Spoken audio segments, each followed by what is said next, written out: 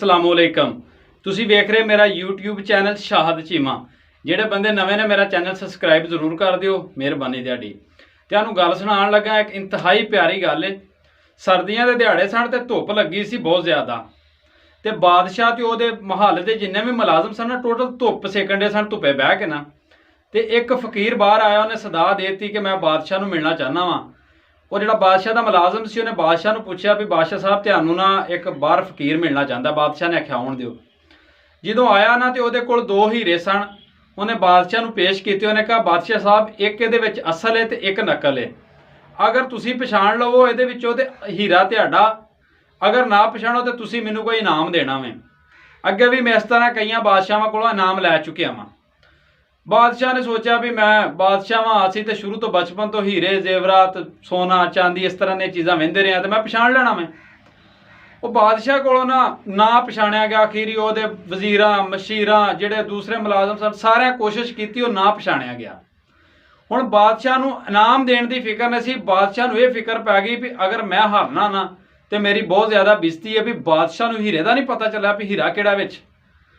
ਉਹਨੇ ਆਪਣੀ ਬੇਇੱਜ਼ਤੀ 'ਚੋਂ ਨਾ ਪਰੇਸ਼ਾਨ ਹੋ ਗਿਆ ਤੇ ਉਹਨੇ ਚਿਰ ਨੂੰ ਨਾ ਉਹ ਵਾਵਾ ਹਾਲ ਦਵਾਈ ਪੈ ਗਈ ਵੀ ਯਾਰ ਬਾਦਸ਼ਾਹ ਨੂੰ ਨਹੀਂ ਪਤਾ ਲੱਗਣ ਡਿਆ, ਯਾਰ ਬੇਇੱਜ਼ਤੀ ਬਾਦਸ਼ਾਹ ਦੀ। ਤੇ ਉਹ ਕੋਈ ਨਾ ਗਲੀ ਦੇ ਵਿੱਚੋਂ ਇੱਕ ਨਬੀਨਾ ਸ਼ਖਸ ਕਿਸੇ ਦੇ ਨਾਲ ਜਾ ਰਿਹਾ ਸੀ। ਉਹਨੇ ਆਖਿਆ ਕੀ ਰੌਲਾ ਪੈ ਗਿਆ ਬਾਦਸ਼ਾਹ ਦੇ ਵਿੱਚ। ਉਹਨੇ ਕਿਹਾ ਜੀ ਆਹ ਚੱਕਰ ਬਣ ਗਿਆ ਵੀ ਬਾਦਸ਼ਾਹ ਨੂੰ ਪਤਾ ਨਹੀਂ ਲੱਗਣ ਡਿਆ ਵੀ ਹੀਰਾ ਕਿਹੜਾ ਤੇ ਨਕਲ ਕਿਹੜੀ ਤੇ ਅਸਲ ਕਿਹੜੀ ਇਹਦੇ ਵਿੱਚ। ਉਹਨੇ ਆਖਿਆ ਵੀ ਮੈਨੂੰ ਬਾਦਸ਼ਾਹ ਕੋਲ ਲੈ ਜਾਓ। ਗਿਆ, ਉਹਨੇ ਆਖਿਆ ਬਾਦਸ਼ਾਹ ਸਾਹਿਬ ਮੈਂ ਪਛਾਣ ਕੇ ਦੱਸ ਦਿਆਂ ਇਹਦੇ ਵਿੱਚੋਂ ਤੁਹਾਨੂੰ। ਨਬੀਨੇ ਸ਼ਖਸ ਨੇ ਆਖਿਆ ਵੀ ਹੀਰਾ ਕਿਹੜਾ ਅਸਲ ਕਿਹੜਾ ਤੇ ਨਕਲ ਕਿਹੜਾ। ਬਾਦਸ਼ਾਹ ਸੋਚਿਆ ਵੀ ਪਛਾਣਾ ਤੇ ਇਹਦੇ ਕੋਲੋਂ ਜਾਣਾ ਨਹੀਂ। ਚੱਲ ਉਹਨੇ ਆਖਿਆ ਚੱਲ ਤੂੰ ਪਛਾਣ ਲੈ ਵੇ, ਕਿਉਂਕਿ ਉਹਨੂੰ ਪਤਾ ਸੀ ਅਗਰ ਮੈਂ ਪਛਾਣ ਜਾਵਾਂ ਤੇ ਮੇਰੀ ਇੱਜ਼ਤ ਬਚ ਜਾਏਗੀ ਬਾਦਸ਼ਾਹ ਨੂੰ।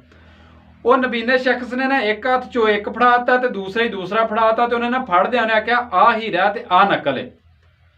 ਸਾਰੀ ਦੁਨੀਆ ਪਰੇਸ਼ਾਨ ਹੋ ਗਈ। ਬਹੁਤ ਜ਼ਿਆਦਾ ਮਜਮਾ ਸੀ, ਹਜ਼ਾਰਾਂ ਦੀ ਤਾਦਾਦ 'ਚ ਲੱਗ ਗਿਆ ਸੀ ਉਹਨੇ ਚਿਰ ਨੂੰ।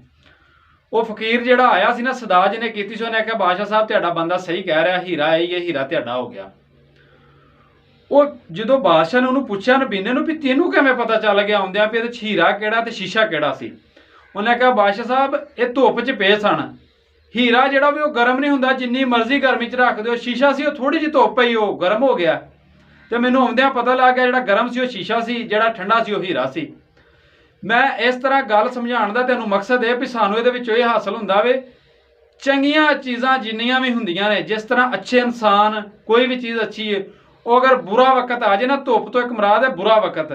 ਅਗਰ ਬੁਰਾ ਵਕਤ ਆ ਜਾਏ ਨਾ ਤੇ ਉਹ ਆਪਣਾ ਸਬਰ ਦਾ ਪੈਮਾਨਾ ਨਹੀਂ ਛੱਡਦੀਆਂ, ਆਪਣੇ ਆਪ ਤੇ ਕੰਟਰੋਲ ਰੱਖਦੀਆਂ ਨੇ। ਤੁਸੀਂ ਵੀ ਇਸ ਤਰ੍ਹਾਂ ਅਗਰ ਜ਼ਿੰਦਗੀ ਦੇ ਵਿੱਚ ਖੁਦਾ ਨਾ ਖਾਸਤਾ ਅੱਲਾਹ ਪਾਕ ਹਮੇਸ਼ਾ ਤੁਹਾਡੇ ਤੇ ਅੱਛਾ ਵਕਤ ਰੱਖੇ। ਅਗਰ ਜ਼ਿੰਦਗੀ ਦੇ ਵਿੱਚ ਕਿਤੇ ਵੀ ਔਖਾ ਵਕਤ ਆ ਜਾਂਦਾ ਤੇ ਜ਼ਿੰਦਗੀ ਦੇ ਵਿੱਚ ਆਪਣਾ ਸਬਰ ਦਾ ਪੈਮਾਨਾ ਨਾ ਛੱਡਿਆ ਕਰੋ, ਹਮੇਸ਼ਾ ਠੰਡੇ ਰਿਹਾ ਕਰੋ, ਜਜ਼ਬਾਤੀ ਫੈਸਲਾ ਨਾ ਕਰਿਆ ਕਰੋ। ਬੁਰੇ ਵਕਤ ਤੋਂ ਬਾਅਦ ਹਮੇਸ਼ਾ ਇਨਸ਼ਾਅੱਲਾ ਅੱਛਾ ਵਕਤ ਜ਼ਰੂਰ ਆਉਂਦਾ ਵੇ। ਮੇਰੇ ਅੱਲਾਹ ਪਾਕ ਦੀ ਇੱਕੋ ਹੀ ਸਿਫਤ ਹੈ ਕਿ ਉਹ ਕਿਸੇ ਨੂੰ ਵੀ ਅਗਰ ਥੋੜਾ ਜਿਹਾ ਮੁਸ਼ਕਲ ਵਕਤ ਦਿੰਦਾ ਨਾ ਤੇ ਉਹਦੀ ਬਰਦਾਸ਼ਤ ਤੋਂ ਜ਼ਿਆਦਾ ਨਹੀਂ ਦਿੰਦਾ।